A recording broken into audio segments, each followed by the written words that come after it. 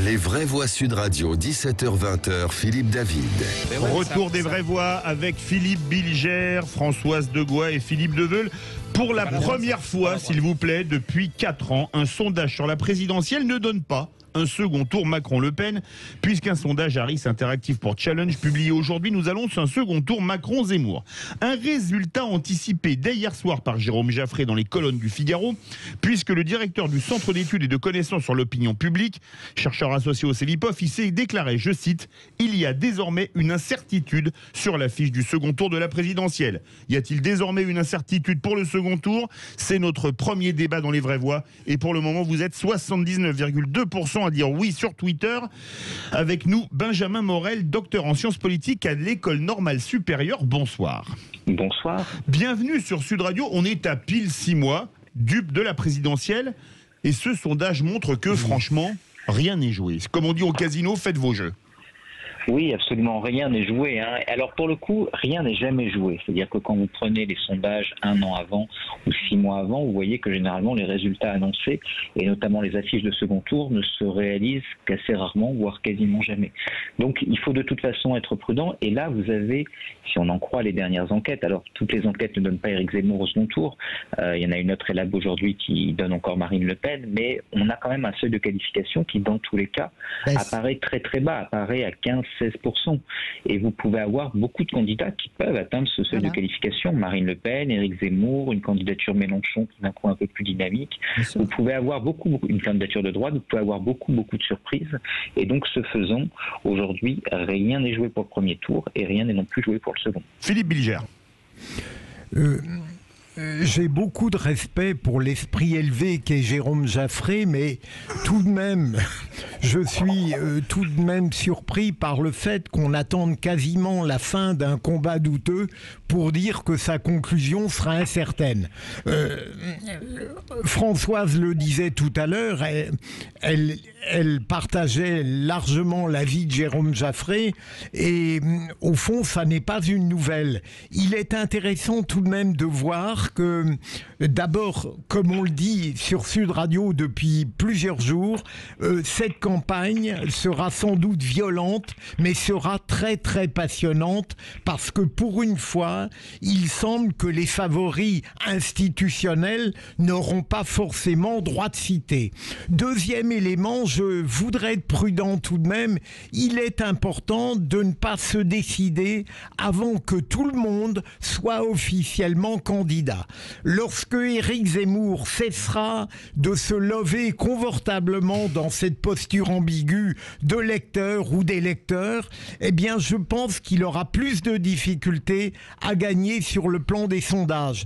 Emmanuel Macron de la même manière d'ailleurs. Et au fond, je me demande si on remettra pas, après la candidature officielle de chacun, on ne retombera pas dans une analyse politique peut-être plus simple, plus schématique, plus classique. Benjamin Morel.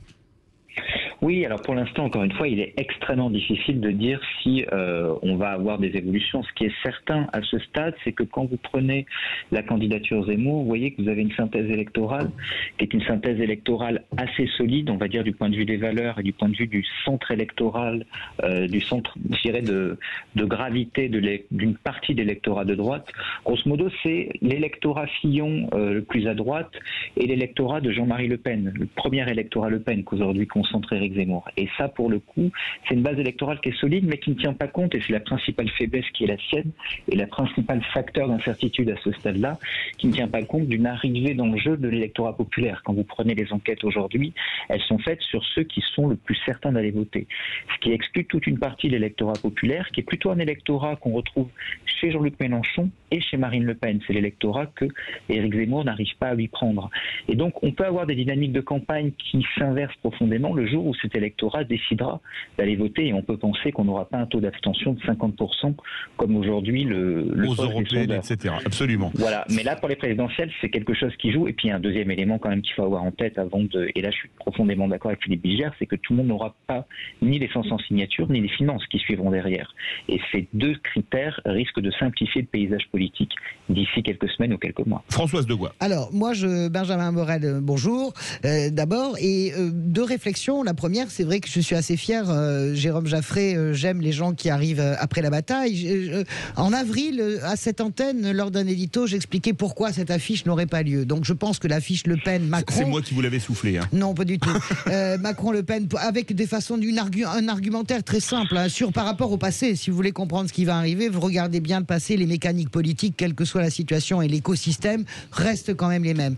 Deuxième point, je suis d'accord avec vous sur tout peut changer, y compris pour Éric Zemmour. Honnêtement, la flambée, c'est un sondage, c'est Harris Interactive. Je veux pas être désagréable avec mon ami Jean-Daniel Lévy de Harris Interactive, mais la réalité, c'est qu'il s'est trompé sur tout pendant les régionales, à des écarts monstrueux sur les résultats des régionales. Je ne sais pas, il explique toujours que c'est lié à l'abstention et c'est un biais qu'il n'arrive pas à corriger les sondeurs, je veux bien le croire. La plupart des sondeurs raisonnables donnent Éric Zemmour entre 12, 13 et 14%. Il n'est absolument pas au second tour. Donc voilà. Par contre, là où tout le monde devrait se réjouir, à commencer par la gauche, à continuer par les Républicains, au lieu de se déchirer, c'est que la présence d'Éric Zemmour a une vertu extraordinaire. Elle fait baisser le ticket d'entrée du second tour de la présidentielle. Et là, je vous rejoins, Benjamin. Je ne cesse de le dire à mes camarades de gauche, également aux gens de droite. J'en parlais avec Éric Ciotti. Je lui dis, mais vous êtes complètement fous de galoper derrière Éric Zemmour. La présence d'Éric Zemmour, c'est une sorte d'idiot utile qui fait baisser le ticket d'entrée. Et en faisant baisser le ticket d'entrée, le candidat des Républicains peut y être au second tour. Jean-Luc Mélenchon peut y être. La gauche unie peut y être. Donc, au contraire, on devrait se réjouir. Comme dit Philippe Bilger, on pensait vraiment qu'on aurait une présidentielle pénible, quasiment sous Covid. En fait, elle va être extraordinaire. Benjamin Morel. Oui, en effet, le ticket d'entrée est relativement bas. Alors après, la question qui va se poser, c'est est-ce que vous avez pour Éric Zemmour une forme de plafond de verre ? C'est-à-dire qu'aujourd'hui, le plafond de verre qui est le sien, si jamais on s'amuse, ce qu'il ne faut jamais faire, à ajouter des électorats, à dire, en réalité, on s'amuse à dire toujours l'électorat de gauche, c'est Jean-Luc Mélenchon, plus Yannick Jadot, plus Anne Hidalgo. C'est absurde. Il y a des enquêtes qui ont montré qu'en réalité, quand vous n'avez qu'un seul candidat, les résultats ne s'additionnent pas du tout. Est-ce qu'on peut rappeler, Benjamin, juste une incise, est-ce qu'on peut rappeler également, tout le monde fanfaronne sur le score d'Emmanuel Macron, que je trouve hypertrophié, 24, mais 24% égale aucune réserve au second tour. Il faut quand même aussi bien réaliser que Emmanuel Macron, il est seul. Alors aussi fort qu'ait l'air d'être son score de premier tour, alors que Sarkozy 31, Ségolène Royal 26, François Hollande 27 ou 28, eh bien ça reste quand même la solitude du coureur de fond. Hein. Alors, pour lui, c'est un vrai sujet. Alors, je finis rapidement sur Zemmour, ensuite je réponds à Françoise. Mais sur Zemmour, en réalité, la question, c'est est-ce qu'il a un plafond de verre dans l'électorat Le Pen aujourd'hui ? Parce que ce qui reste à l'électorat Le Pen, c'est encore une fois l'électorat populaire, et il ne prend pas dans cet électorat-là, il n'y arrive pas. Et avec le logiciel, je dirais, national-libéral qui est le sien, il risque d'avoir des problèmes, sauf s'il déclenche une dynamique de vote utile en sa faveur, auquel cas, en effet, il peut y avoir un effet boule de neige et il peut faire remonter le niveau de qualification sur un seuil où, en réalité, il se substituerait au vote Le Pen avec un électorat un peu différent. Sur les réserves de second tour, je suis d'accord. Le gros problème d'Emmanuel Macron aujourd'hui, c'est que quand vous prenez les enquêtes de second tour Macron-Le Pen, ou même aujourd'hui Macron-Zemmour, eh ben vous avez un électeur Mélenchon sur 3 qui voterait Macron. Le reste s'abstient ou vote Zemmour ou Le Pen. Et vous avez un électeur Jadot ou Hidalgo sur 2 qui vote Macron. Donc les réserves de voix de gauche, entre guillemets, ne lui sont pas acquises vis-à-vis d'un candidat de droite.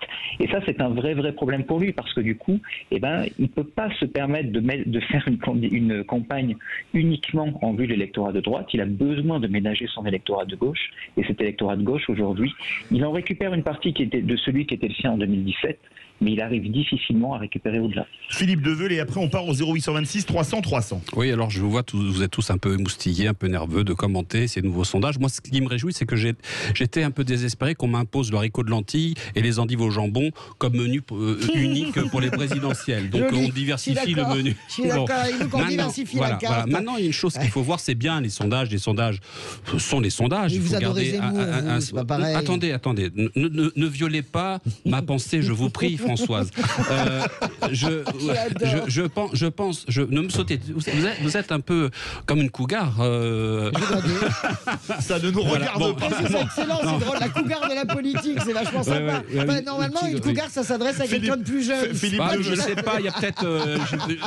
Je trompe mon âge. Hein. Benjamin Morel, pardonnez-les. Écoutez-moi, ce qu'il y a, c'est qu'il faut. C'est bien les sondages, mais il y a une chose qui est aussi importante et qu'il faut observer, c'est la dynamique dans laquelle se trouve Éric Zemmour et dans l'intersection où la droite cherche un vrai leader qui puisse faire la synthèse des droites. Et c'est ce qui est en train de se produire au même titre que la candidature de Trump, qu'on prenait marginale, etc. Parce qu'on pensait, moi je l'ai suivi et j'ai dit Trump sera président, alors que tout le monde, et les bien-penseurs et les cougars en politique me sautaient dessus pour me dire mais non jamais, et il est fini président. Maintenant, il faut savoir une chose qui n'est pas pris dans les sondages, ce sont les événements. Et vous savez, sur ces 6 mois, il peut s'en passer des choses.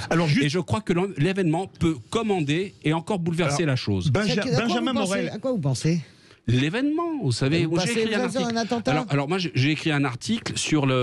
Mais on va faire réagir. Oui. Il y a pas que ça. Il peut y avoir d'autres choses.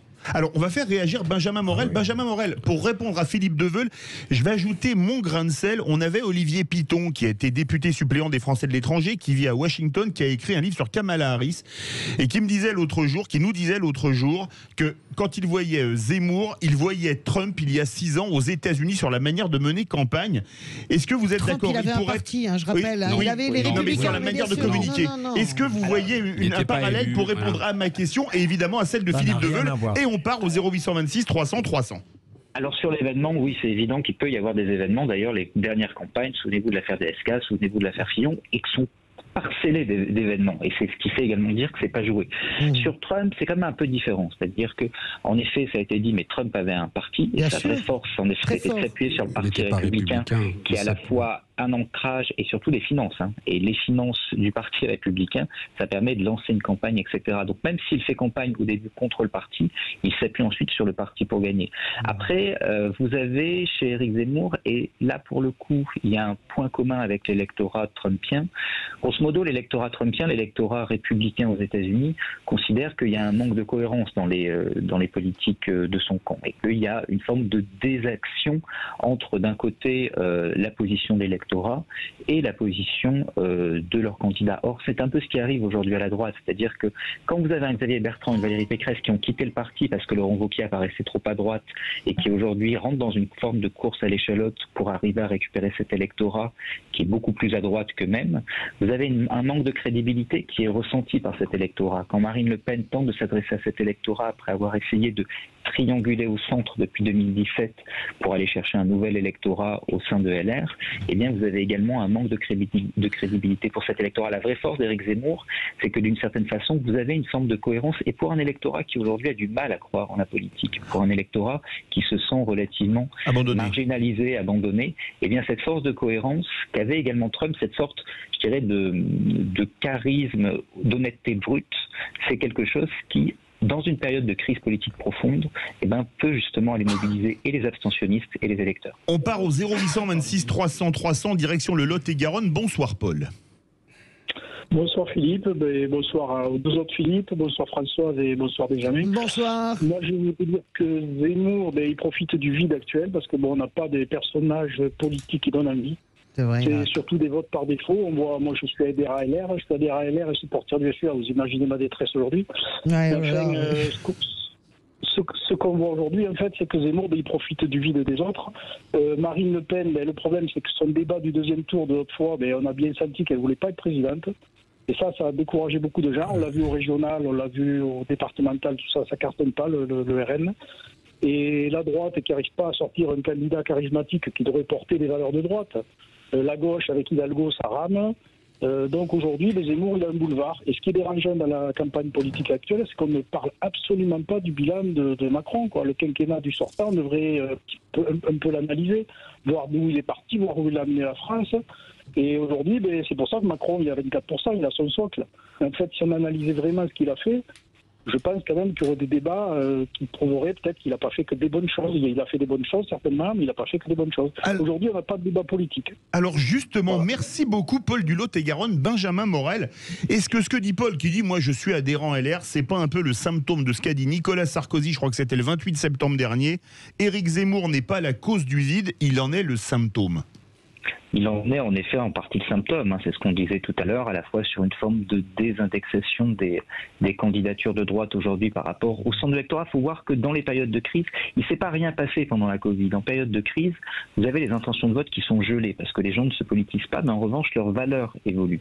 Et ça, on le disait depuis le début de la crise, hein, les gens qui suivent justement un peu ces enquêtes relatives aux valeurs des Français, les valeurs des Français sont en train de bouger, notamment singulièrement d'électorat de droite. Et là, pour le coup, les politiques aujourd'hui apparaissent à la fois, c'est pas méchant de le dire, mais soit étant comme relativement démonétisés, soit comme n'incarnant pas grand-chose au sein des courants politiques qu'ils tendent à diriger, et puis par ailleurs, encore une fois, n'apparaissent pas au diapason des valeurs de cet électorat-là. Par ailleurs, vous citiez Nicolas Sarkozy, si aujourd'hui l'électorat de droite se sent quelque peu en fragilité, c'est également l'un des bilans du quinquennat Sarkozy. Il ne faut pas oublier que lorsque le TCE est rejeté par les Français, c'est lui qui le fait adopter par le Congrès. Tous les grands discours sur l'immigration qui ne mèneront en réalité pas à une vraie inflexion politique au-delà des symboles et des phrases chocs, et tout ça, ça a donné le sentiment d'une forme de vacuité politique à une grande partie de cet électorat de droite. Et encore une fois, ce qui fait la force aujourd'hui d'Éric Zemmour, c'est l'idée qu'il croit dans ce qu'il dit et qu'il y a une forme de cohérence. Et c'est ce qui a également fait la force de Trump. Philippe Bilger et Philippe Beuvel, mais très court. Justement, Benjamin vient de terminer son propos sur le point que je voulais aborder. Désolé. Je ne suis pas persuadé qu'on puisse parler de symptômes du vide sur le fond.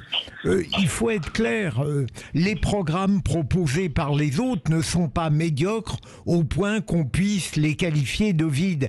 Mais je crois que profondément, Éric Zemmour ne peut pas être comparé à des précédents et que, au fond, ce qui, chez lui, ringardise les autres, qu'on soit de gauche ou de droite, c'est une forme d'extrémisme assumé et tout de même talentueux. Je veux dire, cette manière d'aller non seulement vers les pensées, mais vers les arrière-pensées, généralement des gens que parfois il refoulait. C'est plutôt sur le plan de la forme que je vois, évidemment, les raisons de son avancement pour l'instant, mais qui pourra être retardé, voire régressé quand il sera candidat. J'avais dit très court, Philippe Bilger n'a pas fait très court, donc très très court, Philippe Beuvel. Je parlerai plutôt du plein que du vide, et je ferai la contradiction à Benjamin Morel en disant non, Trump n'avait pas le parti républicain, il s'est présenté à une primaire avec les candidats républicains et il y a eu un grand problème avec les républicains, avec les rhinos qui ont rejoigné les démocrates. Voilà. Alors, les républicains qui n'ont que et maintenant, Zemmour n'a pas besoin de parti, mais il a un réservoir énorme avec le RN et le LR. Alors très très court, Benjamin Morel. Oui, donc, ce qui compte dans une campagne, c'est essentiellement quand même l'argent et les finances. Bien et sûr. Trump l'avait. Aujourd'hui, le problème d'Éric Zemmour, Mais c'est l'argent et les parrainages. On est évident, c'est aujourd'hui, évident. est-ce qu'à LR, on se bat pour récupérer LR, même quand on l'a quitté, quand on pense Valérie Pécresse et Xavier Bertrand, c'est qu'à LR, vous avez un trésor de guerre. Voilà, c'est tout. Verdict, merci beaucoup Benjamin Morel, Merci, docteur en Benjamin, sciences politiques à l'École de normale revenir au supérieure. réel. Et avec ses vraies voix dissipées aujourd'hui. Oh, Verdict non. sur Twitter. Non, pas. Présidentiel, y a-t-il désormais une incertitude pour le second tour? Vous êtes 79,2% à dire oui. Ça vous dirait la chronique présidentielle de Philippe Rossi, les amis? Toujours Philippe Rossi, Eh ben, c'est toujours. tout de suite.